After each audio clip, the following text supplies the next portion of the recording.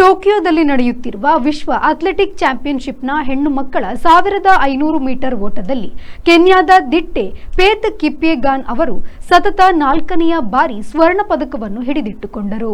ಜಪಾನ್ನ ಟೋಕಿಯೋ ನಗರದಲ್ಲಿ ವಿಶ್ವ ಅಥ್ಲೆಟಿಕ್ಸ್ ಚಾಂಪಿಯನ್ಶಿಪ್ನ ಮಹಿಳೆಯರ 400 ಮೀಟರ್ ಓಟದಲ್ಲಿ ಅಮೆರಿಕ ಸಂಯುಕ್ತ ಸಂಸ್ಥಾನದ ಮೆಕ್ಲಾಗಿನ್ ಲೆಬ್ರೋನ್ ಅವರು ವಿಶ್ವ ದಾಖಲೆಯ 48.29 ಸೆಕೆಂಡ್ಗಳಲ್ಲಿ ಗುರಿ ತಲುಪಿ ಕನಕ ಕೈಗೆತ್ತಿಕೊಂಡರು.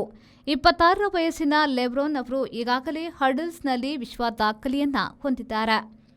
ಫೇತ್ ಕಿಪಿಯೆಗಾನ್ ವಿಶ್ವ ಅಥ್ಲೆಟಿಕ್ಸ್ ಚಾಂಪಿಯನ್ಶಿಪ್ನಲ್ಲಿ ಅಲ್ಲದೆ 3 ಬಾರಿ ಒಲಿಂಪಿಕ್ಸ್ ಚಾಂಪಿಯನ್ ಕೂಡ ಆಗಿದ್ದಾರೆ.